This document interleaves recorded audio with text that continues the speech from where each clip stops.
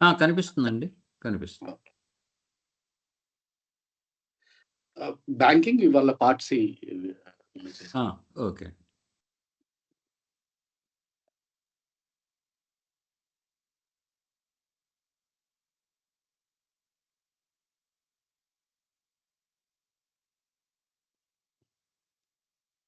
Start చేయండి sir. 1 by 1 అయితే కొంచెం పైకి జరపండి. ప్రామిసరీ నోట్ డేటెడ్ అది ఉంది కదండి. ఈచ్ క్వశ్చన్ కిందకి. Okay.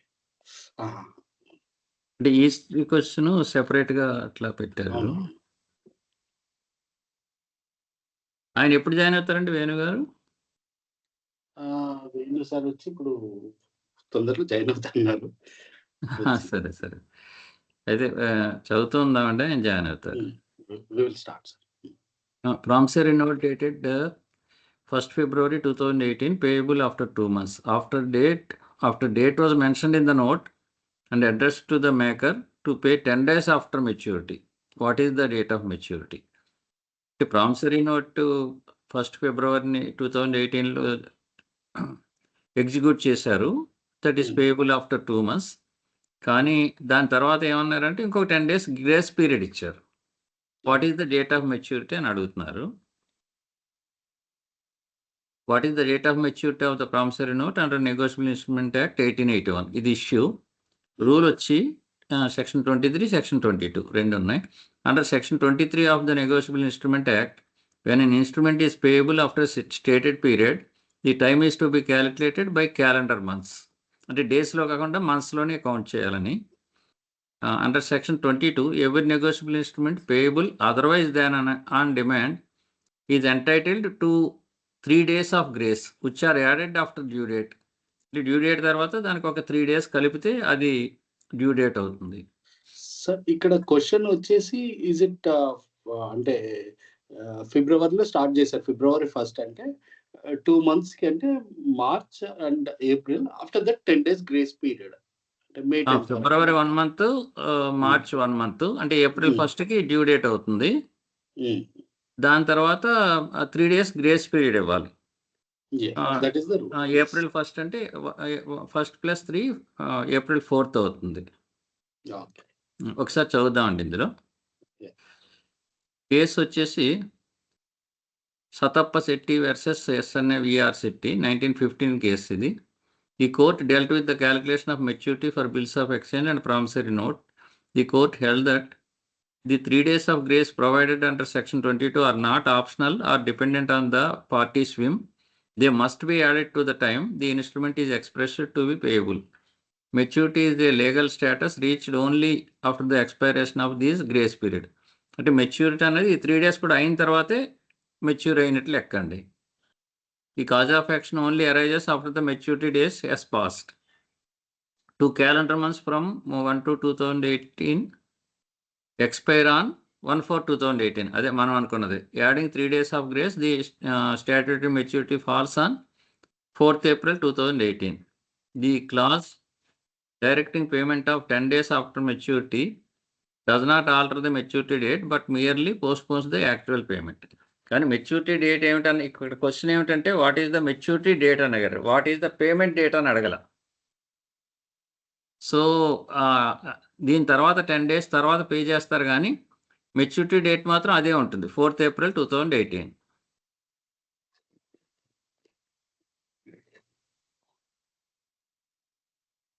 Sorry, sir. I was attending another call also.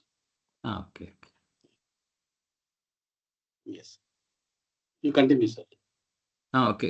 ఇది అర్థమైంది కదండి. I understood, sir. అంటే 3 days గ్రేస్ పీరియడ్ యాడ్ చేస్తేనే మెచ్యూరిటీ డేట్ అవుతుంది. మెచ్యూరిటీ డేట్ అండి.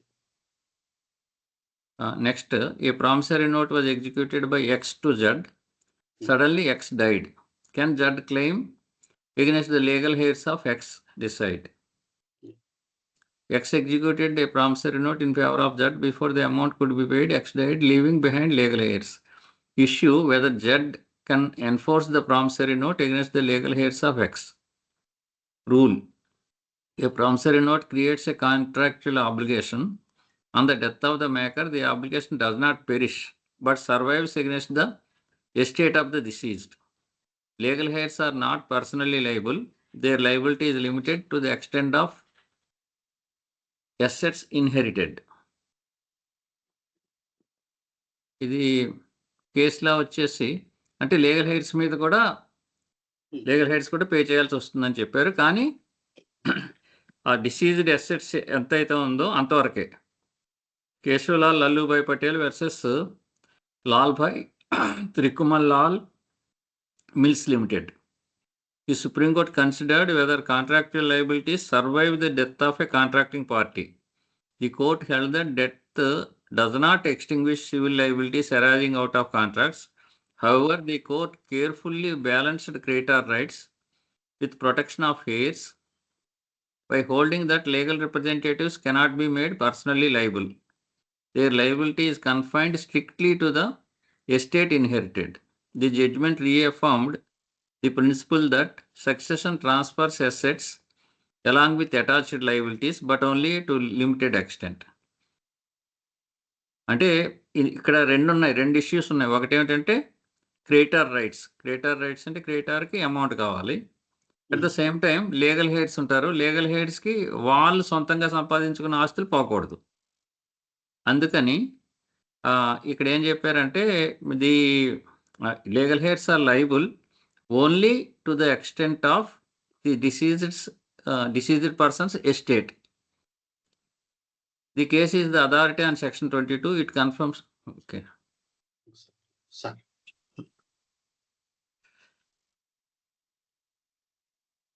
ఏదో తేడా వచ్చినట్టుందండి. అదే అనుకోకుండా చేయి తగిలి అది కొంచెం ఇప్పుడు వచ్చిన screen is it visible sir? Visible. కానీ ఇక్కడ కేసుల తర్వాత నెక్స్ట్ పేరా కరెక్ట్ గా లేనట్టుంది. చూడండి, the case is authority and section 22 days of grace అన్నారు కదా, అది అది అది అక్కర్లే, ఆ పేరా అక్కర్లేదు అసలు. ఇక్కడ application Z is extended to proceed against X legal heirs but execution can be levied only against the estate of X. అదే మనం అనుకున్నదేనండి. That has devolved upon them. First case ఇక్కడ వచ్చేసిందంటే అది తీసేయచ్చు, డిలీట్ చేయొచ్చు. That can claim against the legal heirs of X limited to the value of the inherited assets. ఎస్టేట్లో అంటే ఇన్హెరిటెడ్ దానికి ఎంత ఆస్తుందో అంతవరకే లైబిలిటీ ఉంటుంది. వీళ్ళ సొంత ఆస్తుల మీదకి రావడానికి లేదు, లీగల్ హెయిర్స్ సొంత ఆస్తుల మీదకి. somebody gives 1 lakh worth of promissory note, వీళ్ళ దగ్గర if he holds assets of only 50,000, legal heirs can is liable up to 50,000 only. అంతే, ఎగ్జాంపుల్. అవునండి, correct. Next, the managing director of a company borrows 1 lakh from A on promissory note without any indication that he borrowed for and on behalf of the company, whether the company is liable to pay the debt. ఇక్కడ ఏమిటంటే company తరఫున జనరల్గా resolution ఉండాలి, company resolution ఉండాలి, board of resolution ఉండాలి. తర్వాత company తరఫున pay చేస్తున్నానని ఇతను డిస్క్లోజ్ చేయాలి. ప్లస్ ఆ స్టాంప్, కంపెనీ స్టాంప్ ఉండాలి. అతను ఎలాగ డైరెక్టర్ గానా పార్ట్నర్ కానీ ఎలా చేస్తున్నాడు అన్నది ఆ సంతకం కంపెనీ తరఫున ఉండాలి. ఇక్కడేమో అలా చేయలేదు, పర్సనల్గా తీసుకున్నాడు.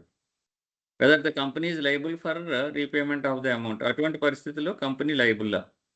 A company is a separate legal entity and can be bound only when the negotiable instrument clearly discloses that it was executed in a representative capacity. Agency must appear on the face of the instrument. అది representative కెపాసిటీలో చేశానని అక్కడ establish అవ్వాలి. కేసులో Hariprasad versus Devaki Nandan, Allahabad high court. In this case, the defendant executed a promissory note and later contended that he had acted merely as an agent. The court rejected this defense, holding that the negotiable instruments demand certainty. Unless agency is expressly disclosed on the instrument itself, liability is personal.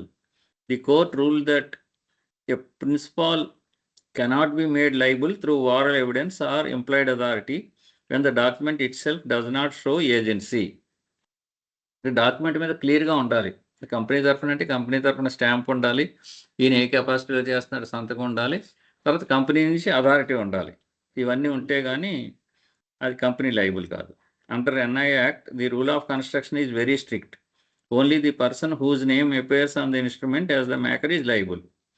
Since the managing director failed to disclose representative capacity, the promissory note binds him personally and not the company. Conclusion: the company is not liable. The managing director alone is personally liable. ఇది company తరఫున.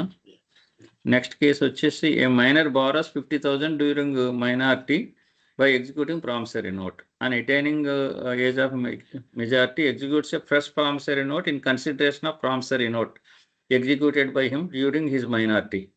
Whether a suit is maintainable on fresh promissory note. ఇక్కడ ఏమిటంటే minor ఏది చేసినా అది void. Void కాబట్టి తర్వాత ఏదైనా ప్రామిసరీ నోట్ ఎగ్జిక్యూట్ చేయాలంటే దానికి కన్సిడరేషన్ ఉండాలి. అది వాయిడ్ అయిపోయింది కాబట్టి ఆ ట్రాన్సాక్షన్ లేదు ఇంకా. కాబట్టి ఆ ప్రామిసరీ నోట్ని బేస్ చేసుకుని ఇంకొక ప్రామిసరీ నోట్ ఈయన ఎగ్జిక్యూట్ చేయలేడు, ప్రెస్ కన్సిడరేషన్ ఉంటే తప్ప. Suit is not maintainable. ఇది ఒకసారి చూద్దాం ఇందులో ఏముందో. Whether a suit is maintainable on the fresh promissory note. Under Section 11 of the Indian Contract Act, a minor is incompetent to contract. Under Section 26 of the NI Act, contractual capacity is essential for liability. కేసులో ఇది చాలా ఇంతకుముందు కూడా మనం చదువుకున్నాం, మీకు గుర్తుంది. Mohori Bibee versus Dharmodas Ghose. This landmark Privy Council decision involved a mortgage executed by a minor. The court held that a minor's agreement is void ab initio, not merely voidable. ఇది void ab initio, voidable కాదు. It further held that such an agreement cannot be ratified on attaining majority. Any subsequent promise based on a void agreement is unenforceable unless supported by fresh consideration. This case remains the foundation of Indian law on minors' capacity. This is the most famous case in Indian contract law. It supports your argument that a void ab initio contract cannot be ratified. The original promissory note is void. The fresh promissory note is founded only on the void transaction and lacks lawful consideration. The suit is not maintainable on the fresh promissory note. అంతే మనం అనుకున్నట్టే. Suit is not. అంటే sir ఇక్కడ consideration లేదు కాబట్టి it is void, fresh one. అంతే. అంటే అది వాయిడ్ ఫస్ట్ ట్రాన్సాక్షన్ ఇమ్మీడియట్గా ఎగ్జిక్యూట్ చేసిన వెంటనే అది వాయిడ్, అంటే అది ఇంకా నల్లిటీ ఆఫ్ కాంట్రాక్ట్ కాబట్టి ఇంకా దాని గురించి మనం మాట్లాడటానికే లేదు. దాన్ని బేస్ చేసుకుని మళ్ళీ ఫ్రెష్ ప్రామిసరీ నోట్ ఇవ్వటం అంటే అది కుదరదు. ఎందుకంటే ఆల్రెడీ ఆ కాంట్రాక్ట్ ఫస్ట్ కాంట్రాక్ట్ లేదు కాబట్టి మళ్ళీ ఫ్రెష్ కాంట్రాక్ట్ చేయలేరు. ఫ్రెష్ కాంట్రాక్ట్ మీరు చేయాలంటే మళ్ళీ ఇంకొక 50,000 ఎంతో అయిందా ఇచ్చుంటే ఈయన చేయొచ్చు, అంతేగాని పాతదాన్ని ఈయన చేయలేడు.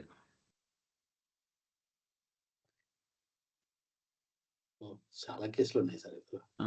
ఒక దాంట్లోనే చేయాలి. ఏ ఓస్ B 1,000 rupees, he writes a note acknowledging the debt. Can the note be considered as a promissory note? Answer by referring to the specific provisions and suitable case laws. అది 1,000 rupees ఏ బికి ఇచ్చాడు, బి ఏకి ఇచ్చాడు. ఏ ఓస్ B 1,000 rupees. తర్వాత అతను acknowledge చేశాడు, debt acknowledge చేశాడు. Can the note be considered as a promissory note? Answer by referring to the specific provisions. Okay.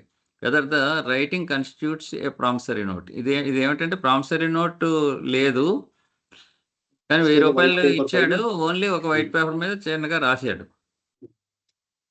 Under Section 4 of the Negotiable Instrument Act, a promissory note must contain an express and unconditional promise to pay a certain amount. In this case, the court examined whether a written acknowledgement of liability amounted to a promissory note. The court held that an acknowledgement merely admits the existence of a debt, whereas promissory note creates an obligation to pay. అంటే promissory నోట్లో I pay you అని ఉంటుంది కదా, the options of ఇక్కడ ఏంటంటే నీ దగ్గర 1,000 రూపాయలు తీసుకున్నానే ఉంది, పే చేస్తానన్నది లేదు. The options of an express promise was held to be fatal to the document's character as a negotiable instrument. This distinguishes between a mere IOU and a promissory note. For a document to be a promissory note under Section 4, there must be an express undertaking to pay. If the document says IOU, it is a debt evidence. అంటే అప్పు తీసుకున్నట్టు రుజువు ఉంది కానీ నేను pay చేస్తానని లేదు కదా అక్కడ. If it says Promise to I pay promise అని to pay, it is a promissory note. The note only acknowledges liability and does not contain an unconditional promise to pay. ఇక్కడేమో కండిషన్స్ ఏమి లేకుండా I promise to pay అని ఉండాలి. The note is not a promissory note, though it may serve as an acknowledgement of limitation. Limitation acknowledgement గా ఉంటుంది కానీ promissory note కాదు. Okay. అంటే 1000 రూపీస్ తీసుకున్నట్టుగా ప్రూఫ్ ఉంది కానీ 1000 మళ్ళీ ఇస్తాను అన్నట్టుగా లేదు. ఇస్తానన్నట్టుగా లేదు. అంటే లిమిటేషన్ ఉంటుంది 3 years లోపల వెళ్ళొచ్చు. కానీ ఇది ఇక్కడ అడిగిన క్వశ్చన్ ఏమిటంటే ఇది ప్రామిసరీ నోట్ అవునా కాదా అని అడిగారు. అంతే. అవును. కోర్టులో కేసు వేయొచ్చా లేదని అడగల. ప్రామిసరీ నోట్ కాదు కానీ కోర్టులో వేసుకోవచ్చు. కోర్టులో వేసుకోవచ్చు అంటే నాకు డబ్బులు ఇవ్వాలి కాబట్టి దాన్ని వేసుకోవచ్చు. ప్రామిసరీ నోట్ మాత్రం కాదు అది. డెట్ అక్నాలెడ్జ్‌మెంట్ అయితే ఉంది. నెక్స్ట్ మీరు చదువుతారా? Fine sir. Endorsement issues, steps, conditional transfer. ఇది ఎండార్స్మెంట్ నిన్న మనం చదువుకున్న పార్ట్ బిలో వచ్చింది. I'll go one by one. A is the holder of bill of exchange made payable to the order of B. Explain the steps of endorsement in blank. A is the holder of bill of exchange payable to the order of B. The question concerns the manner in which the bill can be negotiated through endorsement in blank and its legal effect. What are the steps involved in endorsement in blank and what is legal consequences under the Negotiable Instruments Act 1881? So a rule వచ్చేసి under section 16 of NI Act, an endorsement is said to be in blank when the endorser signs his name only without specifying the name of the endorsee. Under section 54, an instrument endorsed in blank becomes payable to bearer and is negotiable by mere delivery. ఇది మీరు explain చేశారు కదా sir. అంటే check పైన వెనకాల మనం sign చేసి ఇచ్చేస్తే if the check is given to me and if I sign on backside and give it to somebody, that becomes endorsement in blank, right? అంతేనండి. So here the question is issue is what are the steps involved in endorsement in blank and what is its legal consequences under the NI Act 1881. అదేంటంటే bearer check అయిపోతుంది. Order check అలా bearer check అయిపోతుంది. Correct. So VEA Annamalai Chettiar versus VVRMSP Subbaiah Chettiar, ఇది మనం case చదువుకున్నాము. In this landmark case, Supreme Court examined the legal consequences of a blank endorsement. The endorser had merely affixed his signature on the back of an instrument without naming an endorsee. The court held that such an endorsement converts an order instrument into a bearer instrument. So who holds it has the authority. So making it transferable by simple delivery. The court emphasized that the object of negotiable instrument law is to ensure free circulation, certainty, and confidence in commercial transactions, and blank endorsement serves the object by facilitating easy transfer. So legal applicability వచ్చేసి whoever holds it, they will get it, and that is for free circulation as per NI Act అని చెప్పి చెప్తుంది. So A application, B may endorse the bill by simply signing his name on the back. Once endorsed in blank, the bill becomes payable to bearer and can be negotiated by delivery or converted into endorsement in full by writing above the signature. Endorsement in blank requires only endorser signature and converts the bill into bearer instrument transferable by delivery. This is straightforward, sir. మనం sign చేసి ఇచ్చేసి ఎవరికి ఇస్తామో they will hold the authority to encash it. An endorsement on I'll move to the second one, sir. An endorsement on check says pay C if he returns from London, a conditional endorsement. If C does not return from London yet wants to claim the amount in the check, can he succeed? A check is endorsed with the words pay C if he returns from London. Issue whether the conditional endorsee can claim payment without fulfillment of the condition. Rule వచ్చేసి the section 52 of NI Act 1881 says the endorser of a negotiable instrument may, by express word in the endorsement, exclude, restrict, or condition his own liability thereon. Thus, a conditional endorsement suspends the endorsee right until the condition is fulfilled. Okay. In this case, the endorsement of a negotiable instrument was made subject to the happening of specified event. The court analyzed the nature of conditional endorsement and held that such endorsement do not confer an immediate right on the endorsee. The endorsee's right remains dormant or inchoate until the condition is fulfilled. The court further held that if the condition never occurs, the endorsee acquires no enforceable right and cannot sue on the instrument. The judgment clearly affirms that Section 52 allows parties to suspend liability by attaching condition. So, as per this case law, if he does not return from London, he is, as per that condition, he cannot get it. Application. Since he has not returned from London, the condition attached to the endorsement remains unfulfilled. Therefore, C has not acquired an enforceable right to payment. So, as per this case law application, if C London నుంచి రావట్లేదు అని అంటే he can, based on that condition, he cannot claim that check. Conclusion. C cannot succeed in claiming the amount unless the condition is fulfilled. So, we need to remember Section 52 as per NI Act Section 52. A condition can be attached. If condition is not fulfilled, he cannot take the payment. Claiming the amount.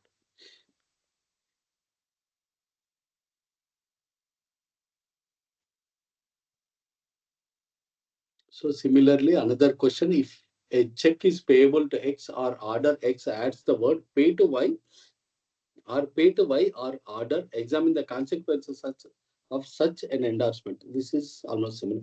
A check pay, but here it is a check. A check payable to X order or order is endorsed by X with the words pay to Y or pay to Y or order. Issue. What is the legal effect of such endorsement? So order will become bearer here again. Under Section 15 and 16 of NI Act, an endorsement specifying the name of the endorsee constitutes an endorsement in full, transferring title to the endorsee. Case law. In this case, the court examined whether an endorsement stating pay to Y validly transferred the title. The court held that such an endorsement amounts to an endorsement in full, making Y the lawful holder. The court further held that adding the words or order preserves negotiability, but their absence does not affect the validity of transfer. The decision emphasized that endorsement in full completes the chain of title and entitles the endorsee to sue on the instrument. Application. By endorsing the check in favor of Y, X transfers ownership to Y. Y becomes the lawful holder entitled to payment and further negotiation. See, conclusion. The endorsement validly transfers the check to Y, who becomes the lawful holder. So, this is straightforward. Next one. The final, sir. Anything you want to add here? Endorsement లో 2 types of endorsements are there. One is blank endorsement. Blank endorsement ఇందాక మనం చదువుకున్నాం. అంటే name ఏమి రాయకుండా only check వెనకాల signature చేస్తే అది blank endorsement. When blank endorsement is there, the cheque becomes bearer instrument. అది ఎవరి చేతిలో ఉంటే వాళ్ళు బ్యాంకుకి వెళ్ళి అమౌంట్ తీసుకోవచ్చు.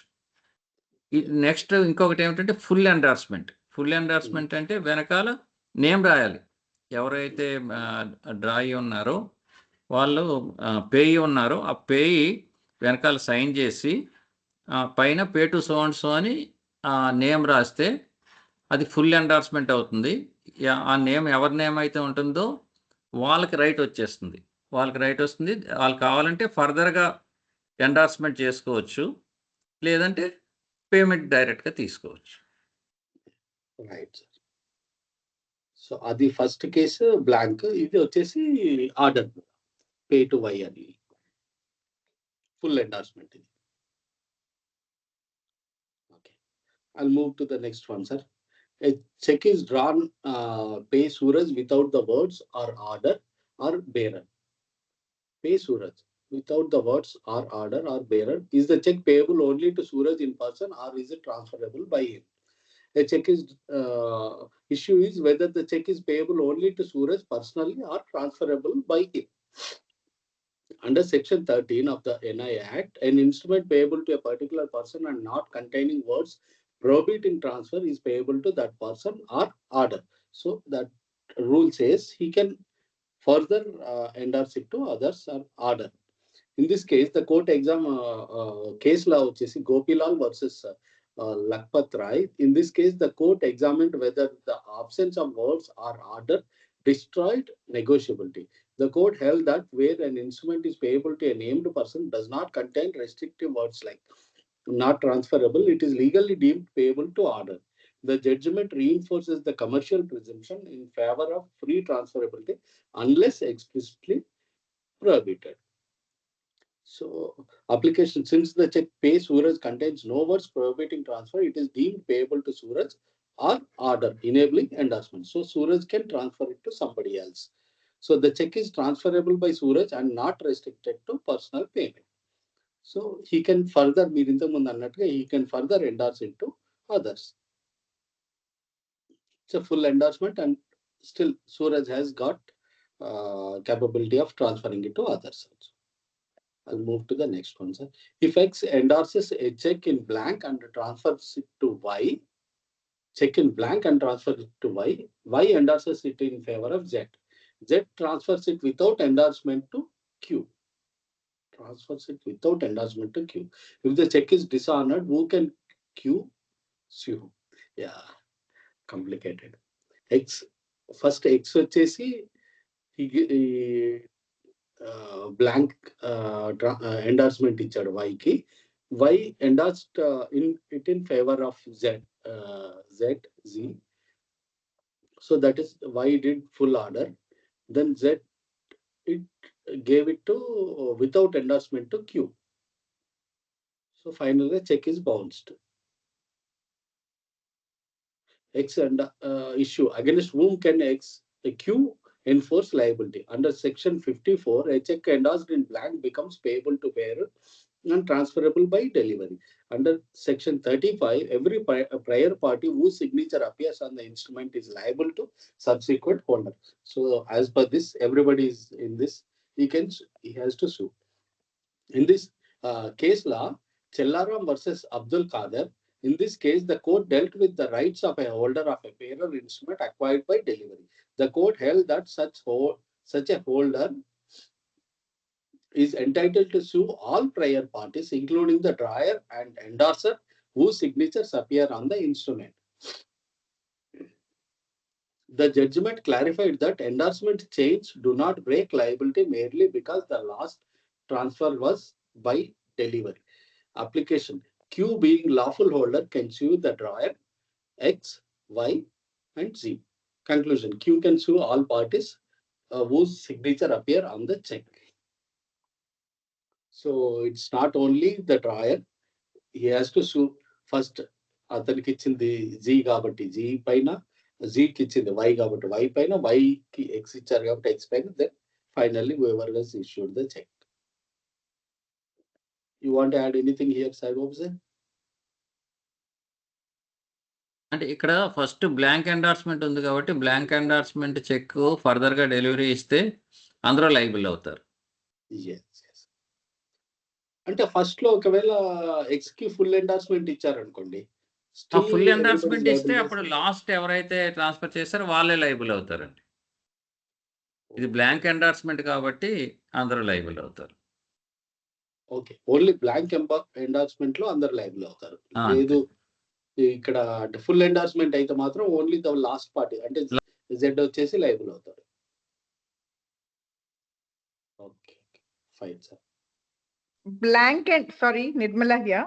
Blank endorsement ante endorsement without mentioning the amount. Without mentioning name madam. Without mentioning name. Okay. Amount రాసేసి ఒక చెక్ నేను మీకు ఇచ్చేస్తే, so either you can encash it self గా రాసుకుని, లేదనంటే మీరు మీ నేమ్ వేరే రాసుకుని వాళ్ళకి endorse చేసుకోవచ్చు, రైట్. లేదంటే వేరే వాళ్ళకు మీరు ఇచ్చేయచ్చు. ఓకే. నేమ్ రాసిస్తే నేను నిర్మల అని స్పెసిఫిక్ మీ నేమ్ రాసిస్తే that is full endorsement. Okay. Okay. Thank you. So ఇప్పుడు ఈ కేసులో ఏంటంటే బ్లాంక్ వస్తే Q has to sue everybody. So full You endorsement can అయితే sue anyone మాత్రం in the line. So entire Q will be sued. Okay. I'll move to the next question. A person X endorses a check in blank and transfer it to Y. Y in turn endorses it to Z. Z in turn transfer it to M without any endorsement. In the event of the check being dishonored, decide whom M can sue. So same question వచ్చేసింది ఇక్కడ. Okay, I'll just quickly same case కూడా వచ్చింది. Chellaram Abdul Khader.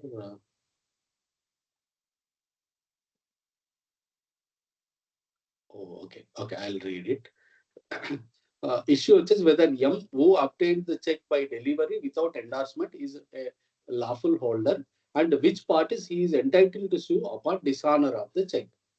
So ikkada idi blank endorsement. First step lo a person X endorses a check in blank and transfer it to Y. Rule section 16 defines endorsement in blank and endorsement in full. 54 provides that when a negotiable instrument is endorsed in blank, it becomes payable to bearer and may be negotiated by a delivery alone. 35 section 35 which states that every endorser and the drawer are liable to holder in case of dishonor provided due notice is given. So as per section 35, everybody in the line. Section 36 which further clarifies that every prior party to negotiate instrument is liable to a holder in due course until the instrument is duly satisfied. Same Chellaram Abdul Qadir intam chadina case.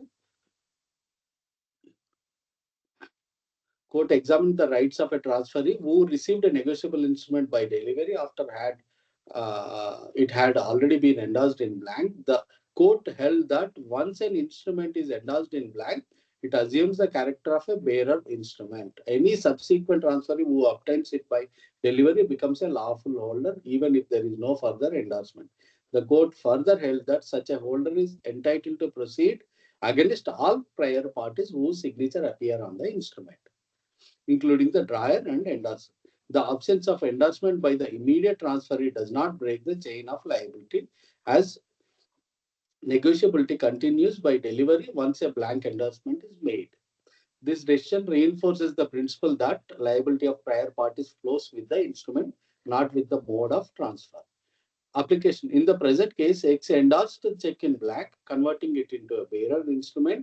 Y endorsed it in favor of Z, and therefore thereafter Z transferred it to M by delivery. Since the check had already acquired the character of a bearer instrument, M became lawful holder by mere delivery. Upon dishonor, M is entitled to sue the drawer of the check, X who endorsed the check in blank, and Y whose endorsement appears in the instrument. Z is not liable as an endorser since he transferred the check without endorsement and has not undertaken liability under section 35. Conclusion, M can sue all parties whose signature appear on the check, namely the drawer, X and Y. Z having transferred the check by delivery without endorsement incurs no liability. So ఇక్కడ only Z ఏంటంటే వాడు రాయలేదు కాబట్టి transfer the cheque by delivery without endorsement. Saibaba sir ఇక్కడ కొంచెం link ఏదో miss అయింది. Why Z is not liable, sir? Any clarification? ఏమన్నారండి ఇక్కడ? ఎంఏ కన్సీవ్ అనుకోండి. అంటే జడ్ అసలు పిక్చర్లోకి రాలేదండి. ఊరికే ఆయన ఆ చెక్ తీసుకొని వేరే వాళ్ళకి ఇచ్చేసారు అంతే. చేతికి హ్యాండ్ ఓవర్ చేశాడు. Not appearing on the cheque. అది సో ఊరికే డెలివరీ ఇచ్చేసాడు అంతే కాబట్టి అతనికి ఏం లైబిలిటీ లేదు. ఓకే. ఓకే. అక్కడ చూడండి, Z transferred it to M by delivery. ఆయన ఎండార్స్మెంట్ చేయలే. ఎండార్స్మెంట్ చేయలేదు, ఊరికి హ్యాండ్ ఓవర్ చేశాడు అంతే.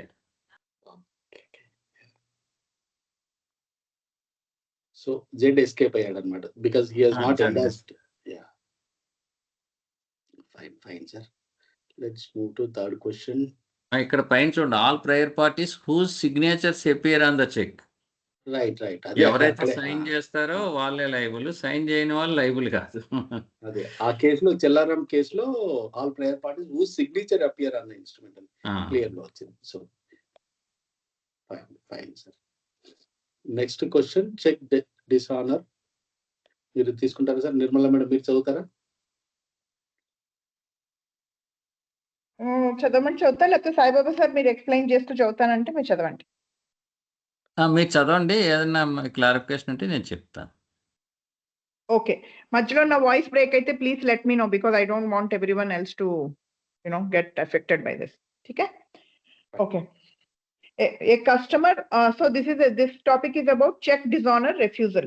So the first case study, a customer of the banker has a deposit of 1,50,000 in his account. He issues a check for 50,000 to the banker for payment. The banker refuses to honor the check of the customer. The banker refuses to honor the check of the customer. Examine the legal position. So the customer has a deposit of 1,50,000. He issues a check for 50,000, but yet the banker refuses to honor the check of the customer. Examine the legal position. Issue, whether the banker's refusal to honor a check despite the existence of sufficient funds in the customer's account amounts to wrongful dishonor, and whether the banker is legally liable for such refusal. Cheyacha, atla refuse cheyacha anedi question.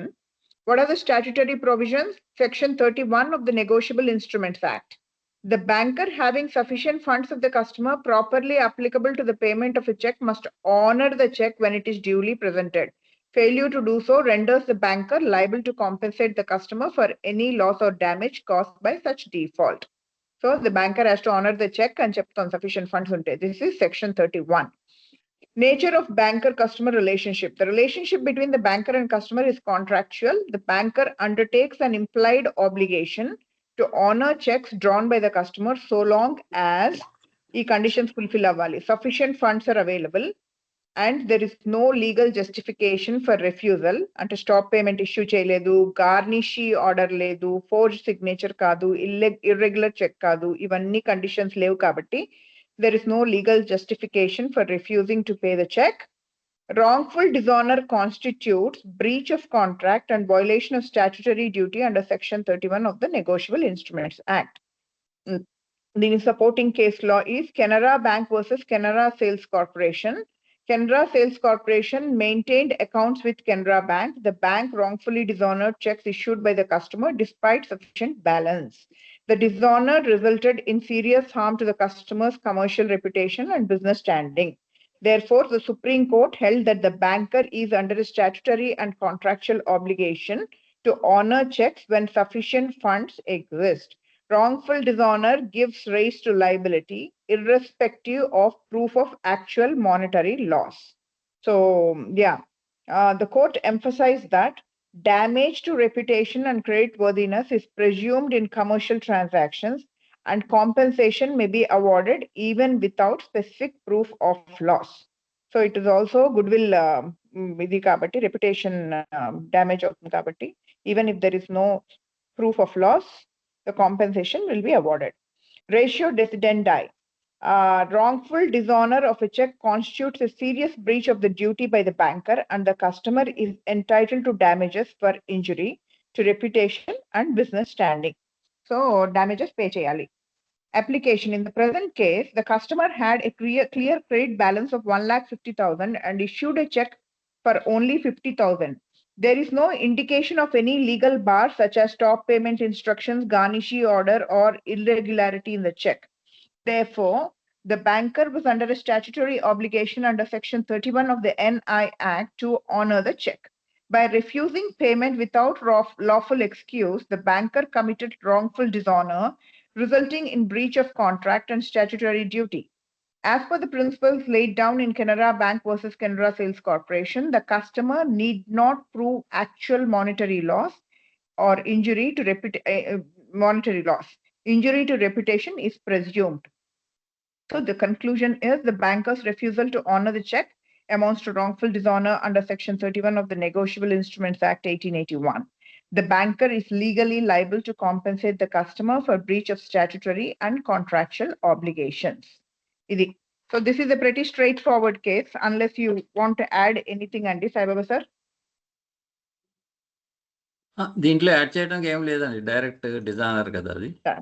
Yeah, correct. I'll move to the next one. Amit issued a check of 40,000 in favor of a private school towards the payment of college fee. The check was presented for encashment by college to its banker. However, the same was returned unpaid by the banker of Amit due to the reason account closed. College approaches you for advice. What action can a school take? So account closed ani check bounce aindi.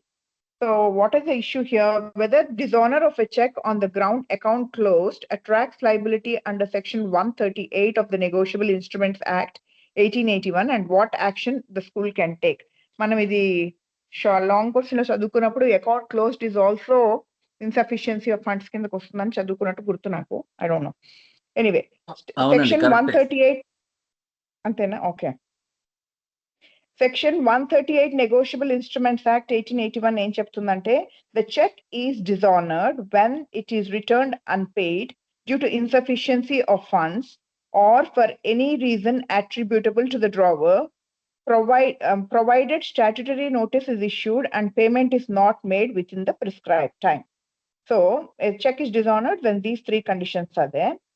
The object of Section 138 is to enhance the credibility of checks and prevent dishonored drawers from defeating payment obligations.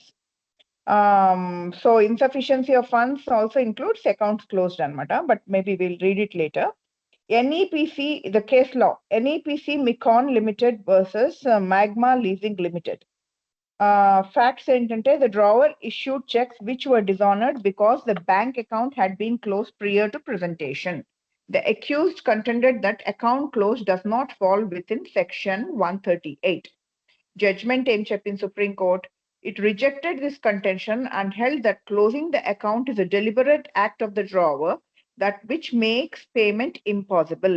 Such conduct is equivalent to insufficiency of funds and squarely attracts Section 138.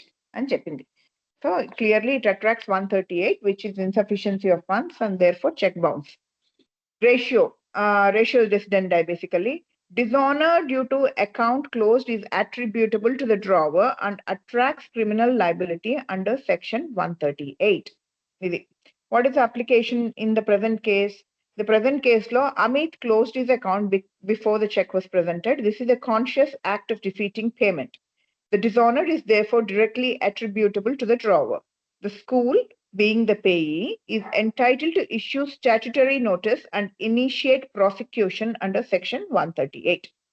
Conclusion, the school can issue a legal notice under Section 138 in Negotiable Instruments Act and on non-payment initiate criminal proceedings against Amit. So this is also, according to me, pretty straightforward, but ఏమన్నా add చేయాలంటే చేయండి please. I think it is straightforward, madam. Please proceed. No, I'll go forward then. Yeah. A customer of the banker has a deposit of 1 lakh in his account. He issues a check for 1,10,000 in favor of Z. The banker refuses to honor the check, advise Z what to do. So it is above what is there in the bank. Bank law 1 lakh undi. This fellow issued a check for 1,10,000. Whether the banker's refusal is lawful and what remedy is available to the payee. Rule, the banker is not bound to honor a check beyond the available balance.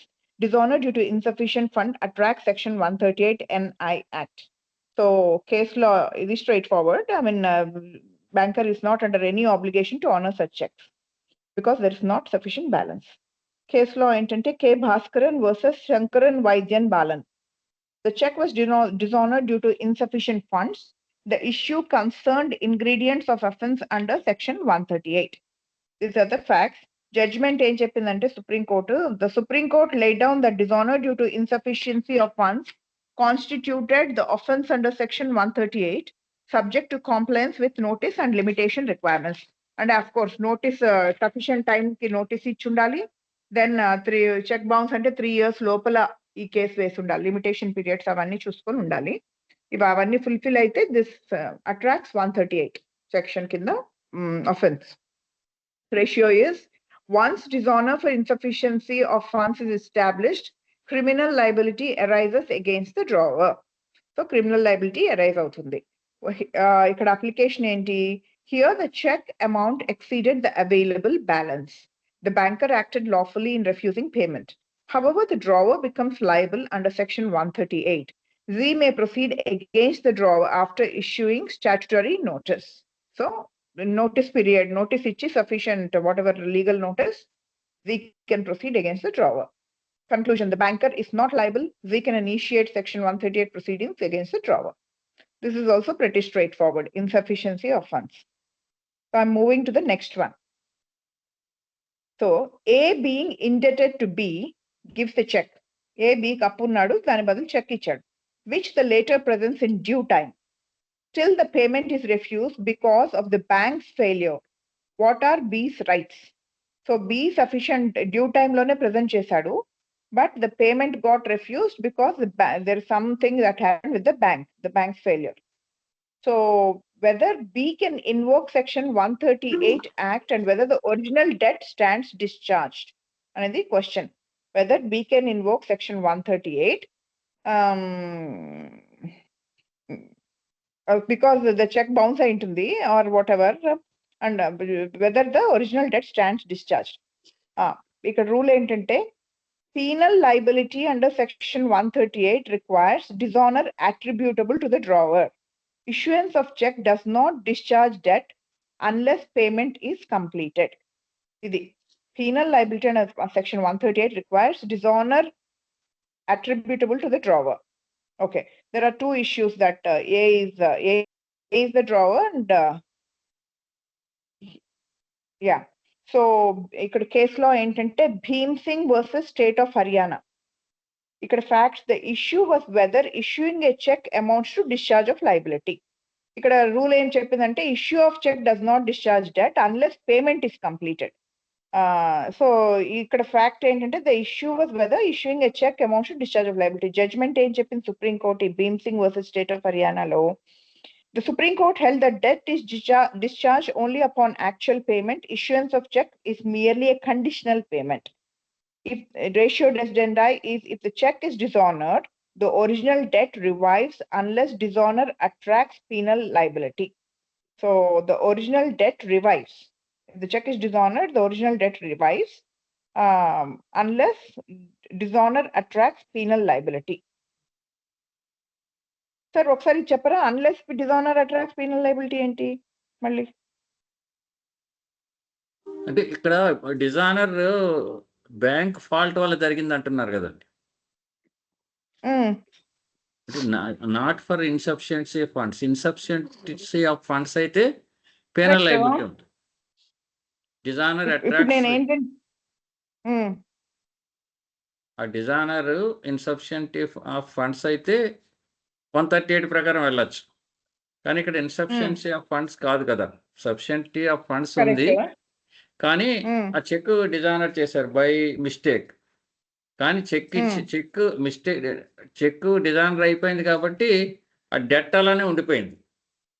ఇక్కడ రెండు questions అండి. ఒకటేమిటంటే whether debt is discharged, debt is not discharged because actual payment was not done. Second ఏమిటంటే whether he can go to a court ఈ dishonour అయినందుకు.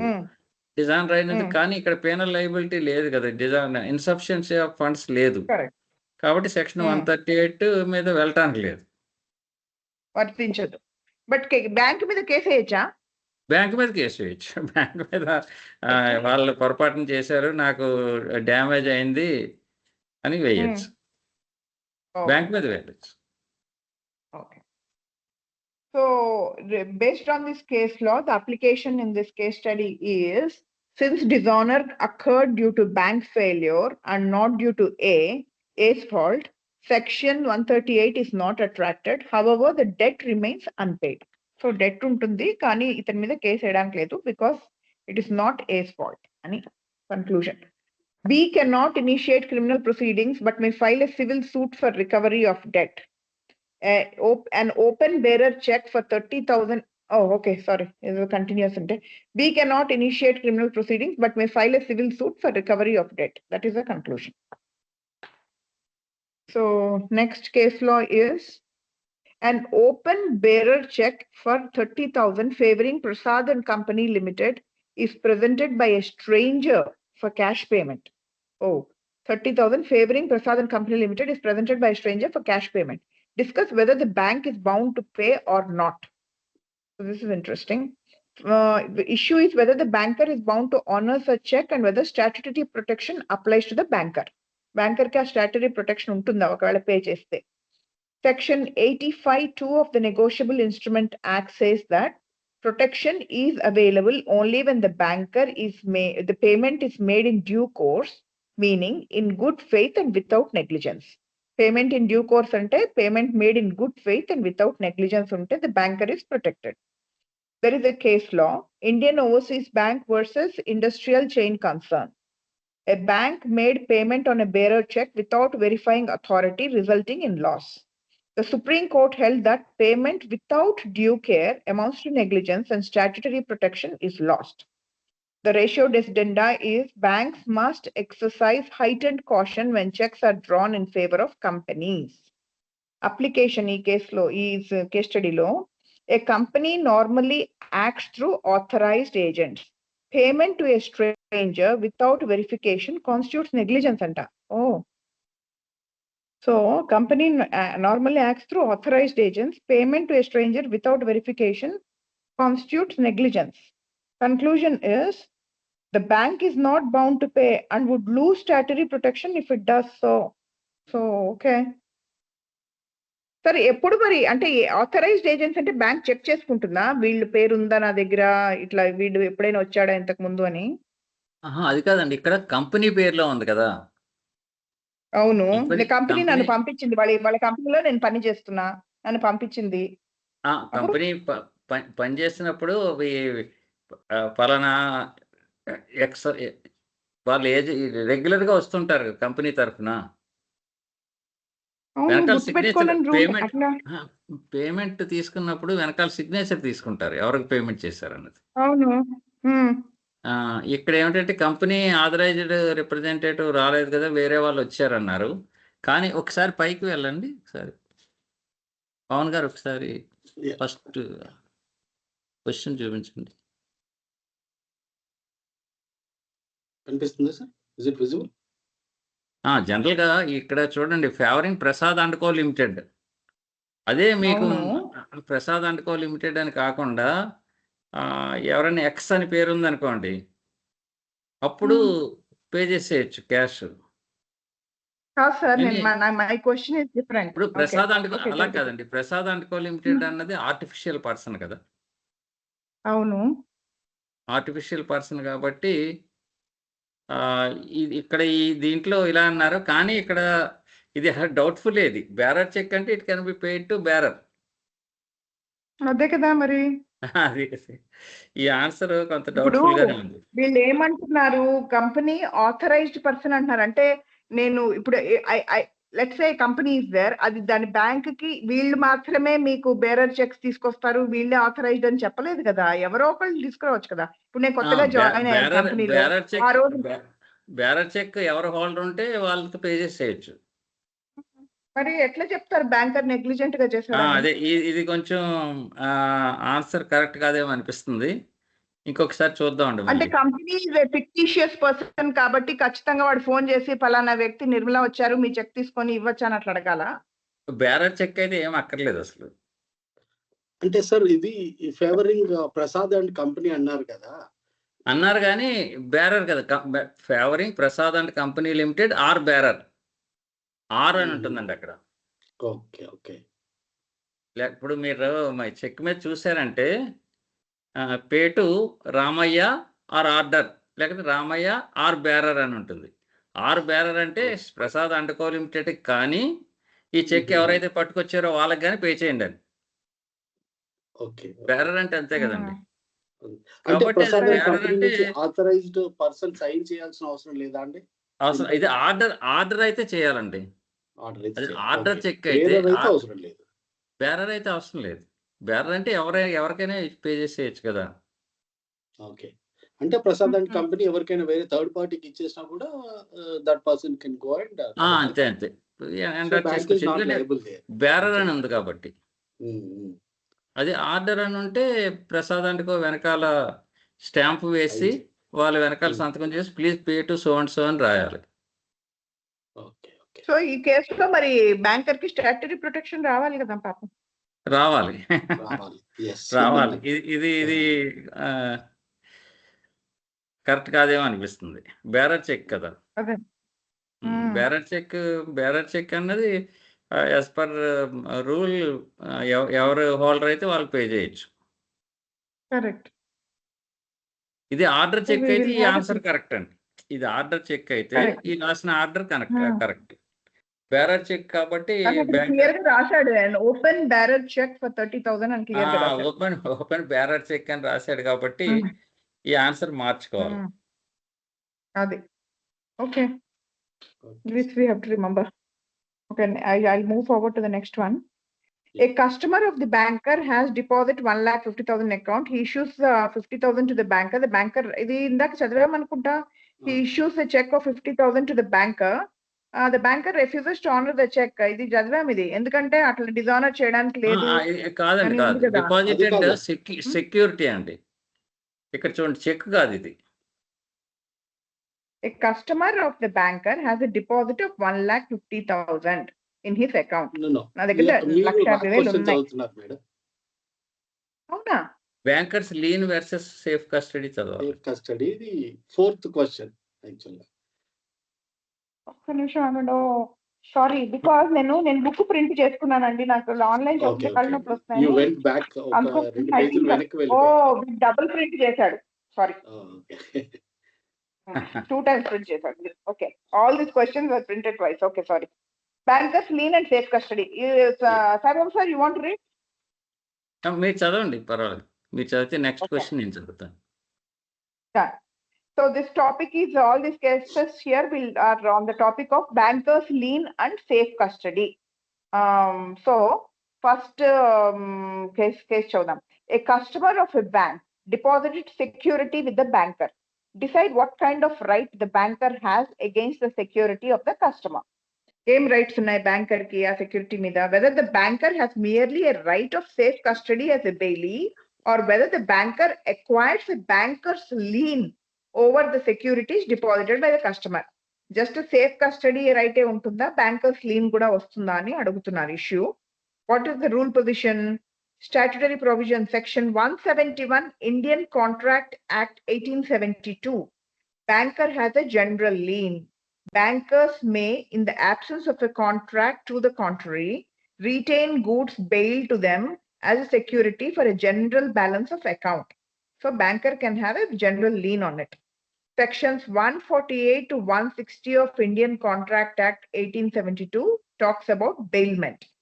When goods are delivered for a specific purpose, such as safe custody, the bailey has no right to use or retain them beyond that purpose unless lawfully entitled to. So, ఇది Indian Contract Act sections గుర్తుపెట్టుకొని ఇది రాయాలి. Legal principles ఏంటంటే, bankers lien is a general lien unlike an ordinary lien. Lien applies only when goods are delivered in the ordinary course of banking business and there is no special contract excluding lien. Where securities are deposited only for safe custody, no lien arises unless there is an express or implied agreement. So there is a general lien, not a specific lien. అది గుర్తుపెట్టుకుంటే చాలు. So banker's lien is a general lien. Goods are delivered in ordinary course of banking business, special contract ఏమీ లేదు, and only for safe custody, are deposited only for safe custody. In the there is a supporting case law, Brando versus Barnett. 1846 case ఇది. In this case, securities were deposited with the banker. The issue was whether the banker could retain the securities as the security for the customer's general balance. Customers general balance against securities retain చేసుకోవచ్చా అనేది ఉంది. Judgement ఏం చెప్పారంటే the House of Lords held that bankers enjoy a general lien on all securities deposited with them in the ordinary course of banking business unless there is a contract inconsistent with such lien. So general lien అనేది ఉంటుంది bankers కి అని చెప్పారు. Ratio decidendi is banker's lien extends to securities deposited by a customer in the ordinary course of business and is not confined to particular transactions. So because it's a general lien, it is not confined to particular transactions. It applies to a general customer's general balance. So application in this case is if the customer deposited the securities with the banker in the ordinary course of banking business, such as for securing overdrafts or credit facilities, the banker acquires a general lien under section 171 of the Contract Act. Securing overdrafts or credit facilities వాటి మీద పెట్టాడు కాబట్టి in the ordinary course of general lien. However, if the securities were deposited purely for safe custody కి మాత్రమే పెడితే without any intention to secure a debt and without any agreement conferring lien, the banker acts merely as a bailee and no right of lien arises. So if it is only for safe custody, no right of lien arises. If it is against ordinary course of banking business, general lien arises. This is thumb rule. Ordinary course of business, general lien, purely safe custody, no lien. He is only a bailee. Thus, the nature of banker's right depends on the purpose of deposit and surrounding circumstances. Conclusion ఏంటంటే bankers' right over the customer's security depends on the nature of the deposit. A purpose కోసం deposit చేసే దాన్ని బట్టి bankers' right depend అయి ఉంటుంది. If the deposit is made in the ordinary course of banking business, banker has a general lien. Banker's general lien applies. If deposit is purely for safe custody, banker has no lien, only the rights and duties of a bailee. ఇది clear గా గుర్తుపెట్టుకోవాలి. So general course of business, ordinary course of business, general lien, safe custody, no lien, only acts as a bailee. I think it's pretty straightforward, but in case you guys want to add, let me know. Correct అండి మీరు చెప్పింది. Okay. So I'll move forward then. So in the next case study ఏంటంటే a customer has deposited jewels worth 50,000 for safe custody in a bank. Later he becomes debtor to the bank. Explain the legal right of the banker in this situation. ఇంతకుముందు నాకు గుర్తుంటే ఈ safe custody lockers ఇవన్నీ కూడా lesser lessee అన్నారు కదా sir మీరు కదా అదేమో.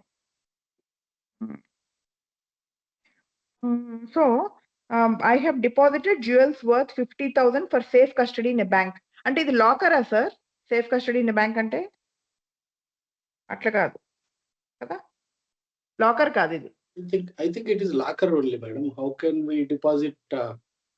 బట్ నేను ఎంత పెట్టుకున్నానో లాకర్ లో తెలియదు కదా, 50,000 ఎలా చెప్తాను? ఇది ఏదో వేరే సేఫ్ కస్టడీ ఏమో. ఇంతకు ముందు సాయిబాబా సార్ ఒకసారి ఎక్స్ప్లెయిన్ చేశారు ఇది.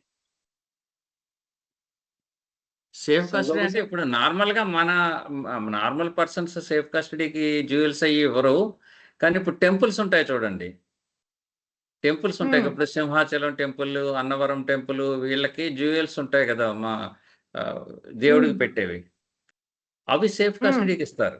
అవి సేఫ్ కస్టడీకి ఇస్తారు. అదేమిటంటే లిస్ట్ చేసేస్తారు మొత్తం, అక్కడ ఉండి పంచనామాతో ఏమేమి ఇచ్చారు, కిరీటం ఇచ్చారు, ఈ నగలు ఇచ్చారు, ఇవన్నీ ఇచ్చారు, అదంతా లిస్ట్ రాసి సంతకాలు పెట్టి అప్పుడు సీల్ వేసి ఆ బాక్స్ లోపల పెడతారు. అది సేఫ్ కస్టడీ అంటారు దాన్ని.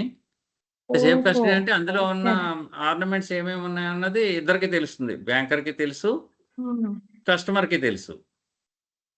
ఓకే, అందులో రెగ్యులర్ లాకర్ సిస్టమ్ కాదు. కాదండి, సేఫ్ కస్టడీ అంటే రెగ్యులర్ లాకర్ సిస్టమ్ కాదు. ఈ సేఫ్ కస్టడీలో కంటెంట్స్ అన్నది తెలుస్తుంది బ్యాంకర్ కి. ఓకే, బ్యాంకర్ తెలుస్తుంది. సో ఈ కేసు ఏంటంటే 50,000 worth of jewels safe custody bank లో పెట్టారు. Later he becomes a డెటర్ to the bank, అంటే బ్యాంక్ నుంచి ఏదో అప్పు తీసుకున్నాడు. Explain the legal right of the banker in this situation. అంటే ఈ జ్యువెల్స్ ని దానికి అటాచ్ చేయొచ్చా అనేది ఇక్కడ question. Letter C.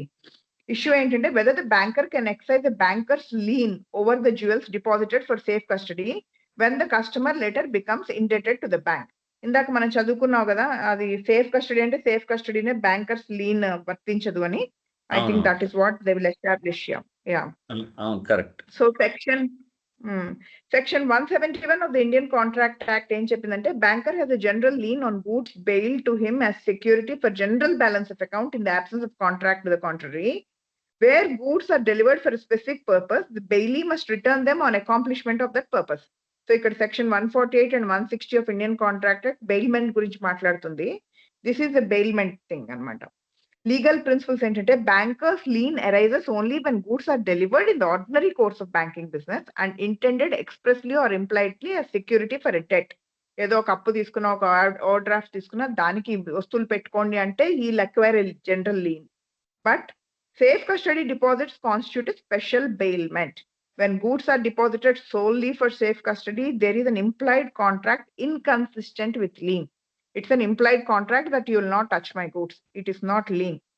Subsequent indebtedness does not convert a bailment for safe custody into security. వాడి తర్వాత నేను అప్పు తీసుకున్నా కూడా ఈ గూడ్స్ మీద అయితే వాళ్ళకి ఎటువంటి హక్కు రాదు. It will be only safe custody and it will not give any lean to the banker. Case law is State Bank of India versus J.V. Subramaniam.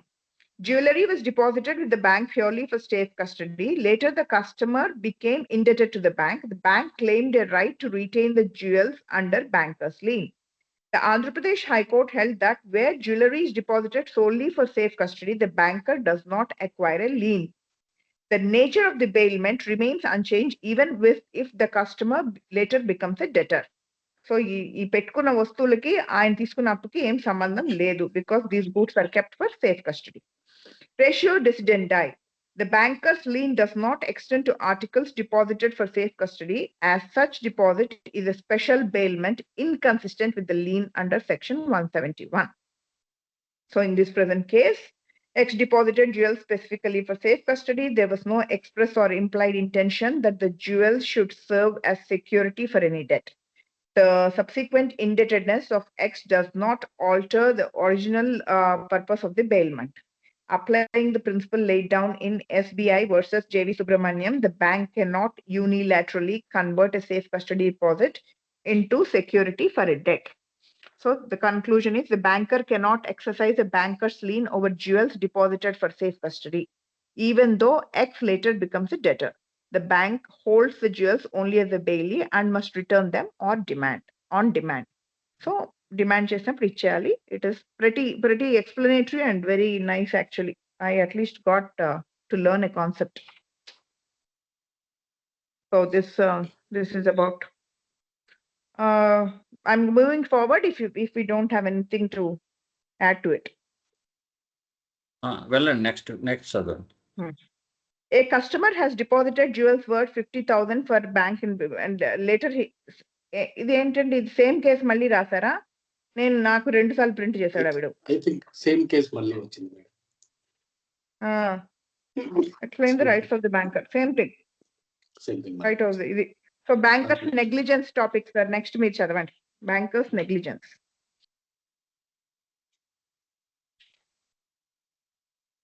Bankers negligence.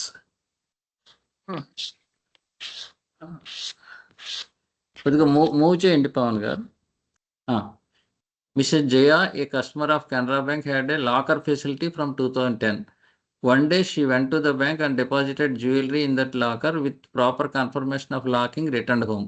1 month later, the manager of the bank informed her that the locker was found opened and the jewelry was missing. She filed an FIR with the police and surrendered the locker key to the bank. Is the bank liable to compensate her for the loss of the jewelry? Issue: whether the bank is liable to compensate the customer for loss of jewelry kept in a bank locker and whether such loss amounts to banker's negligence. Statutory and legal principles. A locker agreement creates a bailment-like relationship where the bank is expected to take reasonable care of the locker system, though it does not know the contents. The bank owes a duty of care to ensure safety, security, and proper operation of lockers. Liability arises if loss is caused due to negligence, lack of due care, or failure in maintaining security mechanisms. RBI guidelines on safe deposit lockers. Banks must ensure proper locker management, restricted access, robust security systems, and accountability in case of unauthorized access. Case law. Amitabh Das Gupta versus United Bank of India. The appellant hired a locker from the bank and stored valuable jewelry. Upon opening the locker after a long gap, the contents were found missing. The bank contended that it had no knowledge of the contents and denied liability. The Supreme Court held that although banks do not know the contents of lockers, they are custodians of the locker system and owe a duty of care to the customer. The court ruled that loss of locker contents due to lapses in security or unauthorized access constitutes deficiency of service and negligence. The bank was held liable to compensate the customer. Ratio decidendi.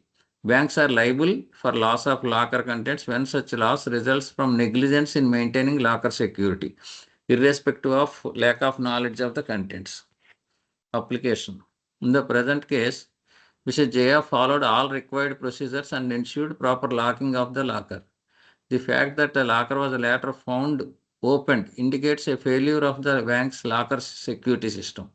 The loss did not occur due to the customer's negligence, but due to lapse on the part of the bank. Applying the principle laid down in Amitabh Das Gupta versus United Bank of India, the bank cannot escape liability by pleading ignorance of the contents. Canara Bank is liable to compensate Mrs. Jaya for the loss of jewelry, as the loss resulted from bankers' negligence and deficiency of service in maintaining locker security. లాకర్లో ఉన్న contents తెలియకపోయినా కానీ negligence కానీ deficiency of service కానీ ఉంటే banker is liable. లాకర్కి 2 lakhs ఉంటాయి కదా, ఒకటి కస్టమర్ దగ్గర ఉంటుంది, ఒకటి బ్యాంకర్ దగ్గర ఉంటుంది. అది ప్రాపర్గా లాక్ చేసిన తర్వాత అది ఓపెన్ చేస్తుంటే బ్యాంకర్ ఈజ్ లైబుల్.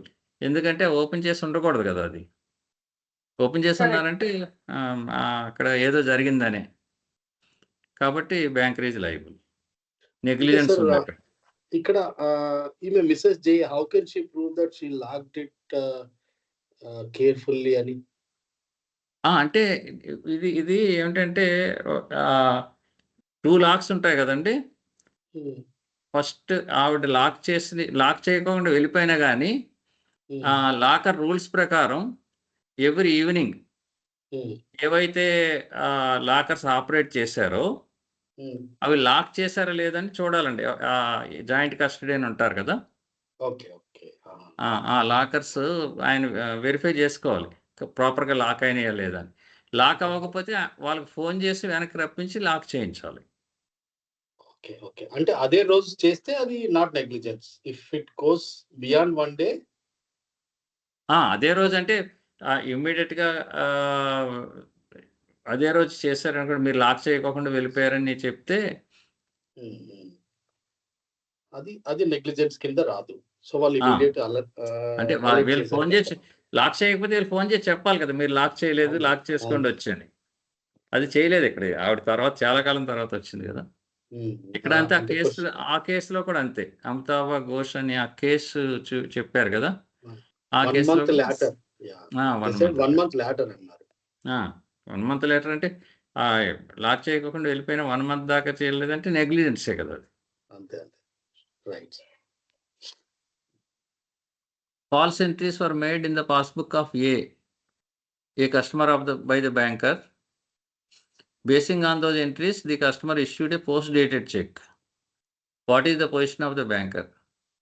అంటే పాస్బుక్లో తప్పుడు ఎంట్రీస్ వేశారు. తప్పుడు ఎంట్రీస్ వేస్తే ఆ ఎంట్రీస్ ప్రకారం ఈవిడ పోస్ట్ డేటెడ్ చెక్ ఒకటి ఇచ్చేస్తుంది. A is a customer of the bank. Okay. Whether the banker can deny liability by pleading mistake in passbook entries when the customer acting in good faith relied on those entries to issue a check. Rule legal duty of banker కొంచెం move చేయండి. A passbook is a statement of account supplied by the banker to the customer. The banker owes a duty of care and accuracy in maintaining and communicating account balances. Doctrine of estoppel. When one party makes a representation and another acts upon it to their detriment, the maker of the representation is estopped from denying its truth. Applicable principle: if a bank makes an incorrect entry, communicates it to the customer, and the customer acts upon it honestly, the bank cannot later resile from that representation to the customer's prejudice. అంటే ఒకసారి ఇక్కడ కస్టమర్కి entries wrong entries వేయటమే కాకుండా wrong entries customer కూడా inform చేసిన తర్వాత out cheque ఇచ్చింది. In that case banker is liable. కేసులో British and American Telegraph Company versus Albion Bank 1872. The bank erroneously created a higher balance in customer's account. The customer, relying on the entry, withdrew and utilized the funds in good faith.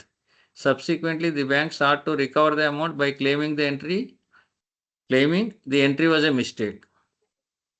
Judgment: the court held that the bank was bound by its representation since the customer had relied on the passbook entry honestly and altered his position. The bank was estopped from denying the correctness of its own entry. Legal principle laid down: a banker who, by negligence or mistake, represents a certain balance to a customer cannot later contradict that representation if the customer has acted on it in good faith. The loss must fall on the bank, not on the innocent customer. This is legal principle. Application: in the present case, the bank made false entries in A's passbook indicating sufficient balance. A relied on those entries and issued a post-dated check. There is no allegation of fraud or collusion by A. Applying the principle from British and American Telegraph Company versus Albion Bank, the banker is estopped from denying the correctness of the passbook entry. The banker's negligence induced the customer's action. Therefore, the bank cannot refuse payment merely by pleading clerical error. Conclusion: the banker is liable for the consequences of false passbook entries. Having induced the customer to act on the basis of an incorrect imbalance, the bank is estopped from denying liability. The loss arising from the mistake must be borne by the banker, not the customer. False entries cheste, basing on that, in good faith, if the customer issues a check, if it is dishonored, the banker is liable. Okay. అంటే ఇక్కడ good faith అన్నది need to understand. అది establish చేయాలండి. అంటే ఎప్పుడు ఒక 1000 రూపాయలు balance ఉండే ఆయనకి 1 కోటి రూపాయలు ఆయన అకౌంట్లో పడింది అనుకోండి,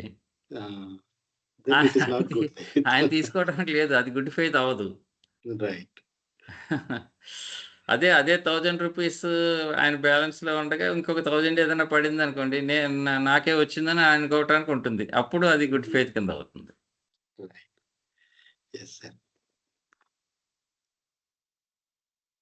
Judd deposits a demand draft with its bank AB issued by YZ Bank. AB Bank creates his account accordingly, whereafter YZ Bank makes payment to AB. Judd withdraws the money. Later, YZ Bank informs AB Bank that the draft with the same number was not issued to Judd but to a different institution, and accuses AB of negligence in verifying its customer details. Decide on the burden of liability of each bank and whether they can seek any protection under the law. ఇక్కడ ఏంటంటే collecting banker, paying banker.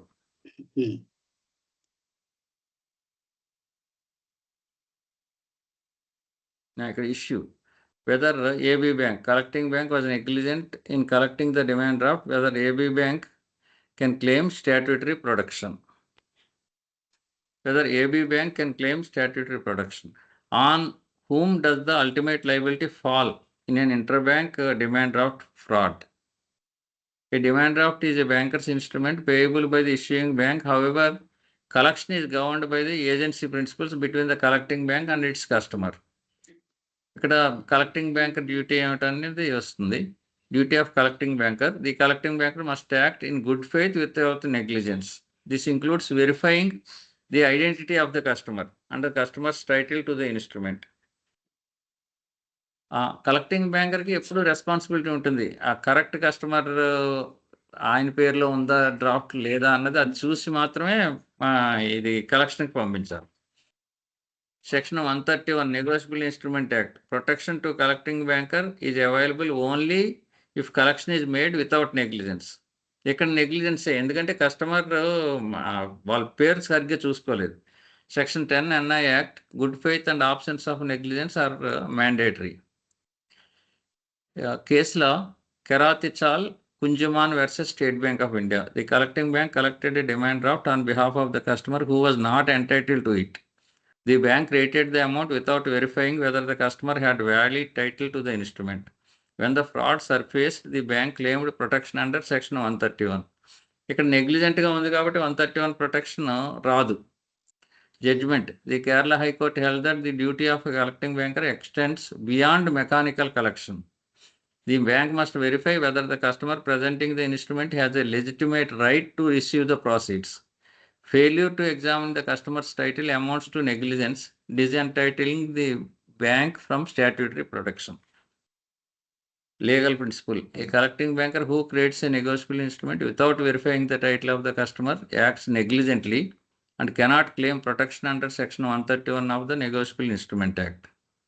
Application. In the present case, AB Bank credited Jud's account without verifying whether G was the intended beneficiary of the demand draft. The issuing bank, YZ Bank, later established that the draft was issued to another institution, not to G.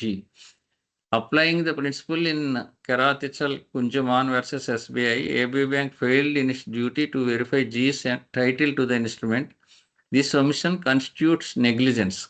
Consequently, AB Bank loses protection under section 131. YZ Bank, having honored the draft in normal banking channel, is not primarily at fault. The loss arises due to the collecting bank's negligent collection. ఇక్కడ 2 బ్యాంకులు ఉన్నాయి. YZ bank అదేమో draft honour చేసింది, collecting bank ఏమో collect చేసేసి customer account create చేసింది. ఇక్కడ paying బ్యాంక్కి ఏమీ తప్పులేదు. పేయింగ్ బ్యాంకు ఆ డ్రాఫ్ట్లో ఉన్న ఈ కలెక్టింగ్ బ్యాంక్ పంపించింది కాబట్టి పే చేసింది, కానీ కలెక్టింగ్ బ్యాంకర్ కరెక్ట్గా చూసుకోలేదు. AB bank collecting bank is liable for negligence in failing to verify the customers title to the demand draft. AB Bank cannot claim protection under section 131 NI Act. YZ Bank is not liable as the fraud occurred at the stage of negligent collection. The ultimate financial burden must be borne by AB Bank. ఇక్కడ ఏమిటంటే collecting bank ఒకరు, paying bank ఒకరు. ఎవరిది responsibility, ఎవరు ఈ loss bear చేయాలి అంటే collecting బ్యాంకరే bear చేయాలి. Because collecting banker correct customer account కాకుండా వేరే కస్టమర్ అకౌంట్కి వేసేసారు కాబట్టి లాస్ పేయింగ్ బ్యాంకర్ది ఏం తప్పులేదు. కలెక్టింగ్ బ్యాంకర్కి ఆ సెక్షన్ 131 ప్రొటెక్షన్ రాదు, ఆయనే ఈ లాస్ బేర్ చేయాలి. అంటే ఆ డీడీ ప్రెజెంట్ జీ వచ్చి ఆ డీడీ ప్రెజెంట్ చేసినప్పుడు అది జీకి ఇచ్చిన డీడీ అయినా కాదా అని ఏబీ బ్యాంక్ చూసుకోలేదన్నమాట. జస్ట్ కస్టమర్ చూసుకోలేదు అంటే అతను జెన్యున్ కస్టమర్ కాదు, అతనే జీ అవునా కాదా అని చూడలేదండి. ఓకే. సేమ్ ఇటువంటి కేసు నేను నాచారం బ్రాంచ్లో ఉండగా జరిగింది. వేరే వాళ్ళ చెక్ తీసుకొచ్చి ఒక అకౌంట్ ఓపెన్ చేసేసారు ఆ పేర్లో.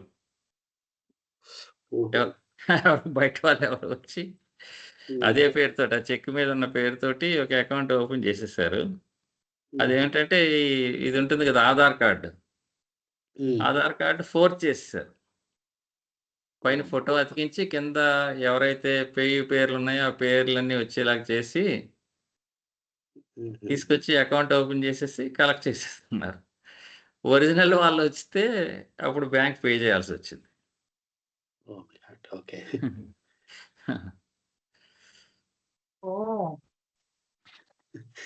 అది కంప్లీట్ ఫ్రాడ్ కదా sir. Complete fraud. Next bank కూడా వాళ్ళ అథెంటికేషన్ ఎట్లా వెరిఫై చేసుకుంటుంది మరి అంత రేంజ్లో ఫ్రాడ్ చేస్తే? అంటే అక్కడ నెగ్లిజెన్స్ కాదు కదా సార్ అక్కడ. అక్కడ నెగ్లిజెన్స్ ఎలాగా ప్రూవ్ అయిందంటే అతను ఈ ఆధార్ కార్డు మీద ఫోటో ఉంటుంది చూడండి. అవును. ఆధార్ కార్డు మీద అడుగున ఒక ఫోటో ఉంది. దాని పైన ఇంకొక ఫోటో అతికించారు. అడుగున ఇంకొక ఫోటో ఉన్నట్టు కనిపిస్తుంది అక్కడ. ఓహోహో! ఓకే. తర్వాత వెరిఫై చేస్తారు కదా వీళ్ళొచ్చి. ఆ! ఆ! ఆ! వెరిఫికేషన్‌కి వచ్చి చూసినప్పుడు నెగ్లిజెంట్ అవునా కాదా అన్నది వెరిఫై చేశారు. ఓకే. ఓకే. ఓకే. వెరిఫై చేస్తే ఈ ఆధార్ కార్డు ఎవరన్నా చిన్న పిల్లవాడు చూసినా సరే ఇది ఫోర్జెడ్ అని చెప్పగలరని డిసైడ్ చేశారు. ఓకే. ఓకే. అక్కడ బ్యాంక్ నెగ్లిజెన్స్ అయిపోయింది. అక్కడ ఓకే. బ్యాంక్ నెగ్లిజెంట్ అయిపోయింది. వాళ్ళ కౌంటర్‌లోకి వచ్చిన అతను సరిగ్గా చూడలేదు అది. హుహు. చూడకపోయేసరికి అక్కడ ప్రాబ్లమ్ అయిపోయింది.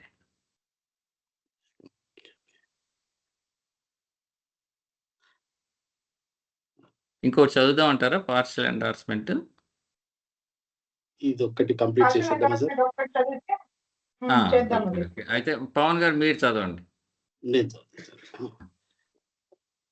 Partial endorsement the holder of a promissory note for 10,000 writes on it, pay rupees 6,000 and endorses the note.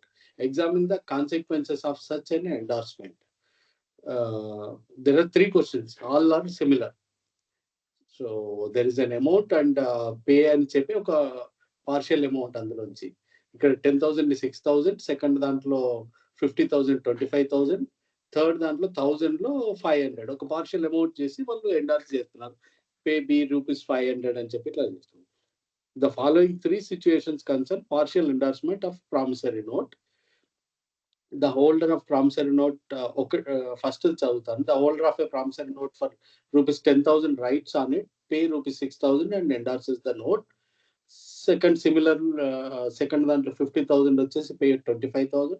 Third question లో వచ్చేసి 1,000లో 500. All these are partial endorsement. So issue వచ్చి whether an endorsement of a promissory note for only a part of the sum payable is legally valid and enforceable, and what are the consequences of such an endorsement. Rule, statutory provision, section 56, Negotiable Instrument Act 1881. No writing on a negotiable instrument is valid for the purpose of negotiation if such writing purports to transfer only a part of the amount appearing to be due on the instrument.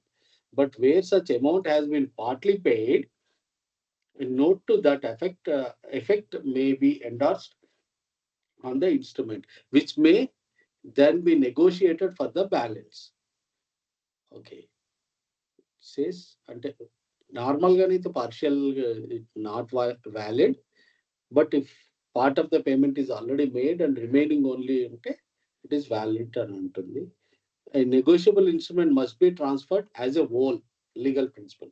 Partial endorsement destroys negotiability because it introduces uncertainty. Okay, then it has to be endorsed as a whole only. The only exception is where part payment has already been made and endorsement is for remaining balance. Oh, okay. అంటే ఇప్పుడు 10,000లో 4,000 rupees already paid and remaining 6,000 only balance అంటే that endorsement is valid. Okay. Case law వచ్చేసి Sheetal Prasad versus Parvati Charan. The holder of the promissory note endorsed it in favor of another person for only a portion of the amount mentioned in the instrument. The endorsee sued on the basis of that endorsement. Judgment, Patna High Court held that such an endorsement was invalid in law. The court ruled that Section 56 clearly prohibits endorsement for part of the amount as it affects the certainty and free negotiability of the instrument. Legal principle laid down, an endorsement transferring only a portion of the amount due under a negotiable instrument is void and inoperative, and the endorsee acquires no rights to sue upon such instrument. Okay.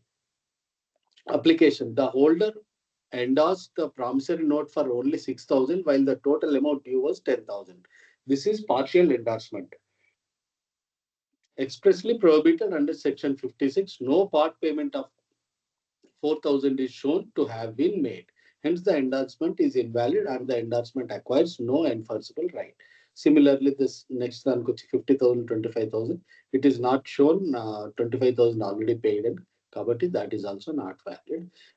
Similarly, the last one, endorsement purports to transfer only 500 out of 1,000, applying section 56 and the ruling of Seetal Prasad versus Parvati Charan, such an endorsement is legally invalid. The promissory note loses its negotiability and B cannot sue on the basis of endorsement. అంటే ఇక్కడ basic గా ఏంటంటే అందులో ఇప్పుడు 10,000 rupees లో 4,000 rupees already paid అని చెప్పి రాసుంటే కనుక this endorsement is valid, otherwise it is not valid as per this case Sital Prasad versus Parvati Charan and as per section 56. Conclusion, in all three cases the endorsement is partial endorsement which is expressly prohibited under section 56 of the Negotiable Instrument Act 1881. Such endorsements are void, do not operate as a valid negotiation and confer no legal right on the endorsee to sue upon promissory note. So partial endorsement kabatti they cannot sue it. Only exception, as per the exception ఏంటంటే remaining amount has been already paid అని చెప్పి రాసింది, only due is 6,000 అన్నట్టుగా అయితే then this is valid, otherwise it is not valid. Yes. Right. Anything you want to add, Sai Baba sir or Nirmala madam? నేను banking లో నేను ఏమీ add చేయలేను. I just I'm learning right now. ఏం కరెక్టేనండి. అది ప్రామిసరీ నోట్లో అసలు పార్ట్ ఎండార్స్మెంట్ అన్నది ఉండదు కదా. ఎండార్స్మెంట్ అని ఉండదు. మీరు చెప్పినట్టుగా పార్ట్ పేమెంట్ అయ్యుండి మిగిలిన అమౌంట్ ఏమన్నా మిగిలితే దాన్ని చేసుకోవచ్చు ఎండార్స్మెంట్, అంతేగాని part endorsement is not valid. Not valid, right. ఇంతకుముందు చెప్పినట్టుగా 4,000 ఇంతకుముందు పే చేశాడు, 6,000 బ్యాలెన్స్ ఉందంటే remaining balance can be endorsed. అది ఎండార్స్ చేయొచ్చు. That concludes this question. Okay, let's close for today. I think any information on examination Monday తెలుస్తుందేమోనండి. Expecting అంటే తెలిసి ట్యూస్డే ఎగ్జామ్ ఉందని చెప్పారు కదా. లేదండి, అంటే జనరల్ టాక్ ఏమిటంటే 2nd or 3rd ఉండొచ్చు అని. ఫిబ్రవరినా? February 2nd or February 3rd నుంచి స్టార్ట్ అవ్వచ్చు. అంటే మినిమం కొంచెం చెప్పండి. మినిమం అయితే 1 వీక్ టైం ఇవ్వాలి మేడం. అంటే మనకనే కాదు, ఈవెన్ వాళ్ళ సెంటర్ కూడా అరేంజ్ చేసుకోవడము అవన్నీ ఉంటాయి కదా. So bear minimum 1 week to 10 days అయితే టైం ఇస్తారు. సో దాట్ మ్యాచెస్ ఇప్పుడు సాయిబాబా సార్ చెప్పినట్టు 2nd అలా 2nd 3rd అన్నది అనుకుందాం. But anyway let us keep preparing. Yeah, that is true. ఇంకొకటి PEADR ఎలా ప్రిపేర్ అవ్వాలి? ఏదండి, అవి కూడా అంతే కదండి. వాటిలో కూడా పార్ట్ ఏ పార్ట్ బి ఉంటుంది, పార్ట్ సి ఉండదు. ఉండదు అంటే నెంబర్ ఆఫ్ క్వశ్చన్స్ తగ్గుతాయి అనుకుంటా. ఓకే, టాపిక్స్ తక్కువ ఉన్నాయేమో కదా. తక్కువే ఉన్నాయండి. మీరు ఆల్రెడీ నోట్స్ రాశారు కదా, నోట్స్ లో ఉన్నది. టాపిక్స్ ఆల్రెడీ కవర్ అయిపోయాయి మేడం. అంతే, సిలబస్ అంతే కదా. ఓ సిలబస్ అంతేనా? Okay okay, cool then. Okay, అంతే, అది చదువుకుంటే సరిపోతుంది. కేస్ లాస్ ఎలాగో ఉన్నాయి కదండి, అందులో ఉన్న కేస్ లాస్. మన రికార్డ్స్ మనకి వెనక్కి ఇస్తారా చదువుకోవడానికి? ఎవరండి ఇవ్వరా? ఓకే, లైబ్రరీలో తీసుకుని ఫొటోస్ అవి తీసుకోవచ్చేమో లైబ్రరీని అడిగి. I think I will do that because నాకు తెలియక నేను ఒకటే తీసుకున్నా ఫొటోస్, మిగతా తీసుకోలేదు. ఏడిఆర్ తీసుకోలేదు. ఓకే, లేకుంటే ఏడిఆర్ లో థియరీ పార్ట్ ఎవరిదైనా ఒకటే కదండి. ఓ అవును కదా, ఎవరిదైనా చదువుకొని పోవచ్చు. Okay, correct, good idea. But అది ఆ ముందర రోజు చదువుతా అంతే. ఇప్పుడు నాకు చదివే ఓపిక లేదు. ఫస్ట్ ఈ 3 సెక్షన్స్ పెట్టుకునేసరికి పిచ్చేస్తుంది. అక్కర్లేదు అనుకుంటారండి, 1 day చదివినా సరిపోతుంది. అదే just the day before. Anyway 1 day gap ఇస్తారు కదా.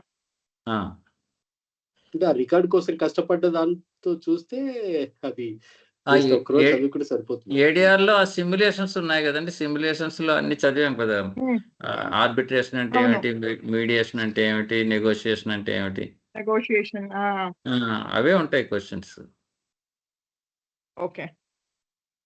Okay. Let's hope it will be a smooth sailing. But last semester, last but one, of course. Next semester లో అసలు ఏం థియరీ ఉండదా సార్? ఉంటుందండి, నెక్స్ట్ టైం కూడా ఉంటుంది. నెక్స్ట్ టైం కూడా ఇంతే అనుకుంటా. 3 పేపర్స్ ఫుల్గా ఉంటాయి, 2 పేపర్స్ హాఫ్ ఉంటాయి అనుకుంటా. అవునా?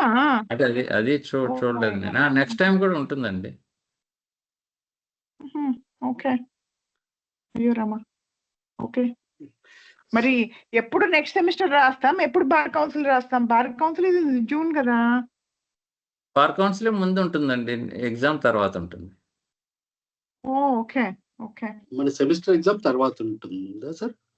6th semester. Okay. 6th semester bar council తర్వాత ఉంటుందండి. Okay. Okay. Okay. Good. So yeah, tomorrow will meet then. Okay అండి. Okay. Good night. Good night. Okay. Thanks Pavan గారు. Thank you. Thank you. Yeah, by.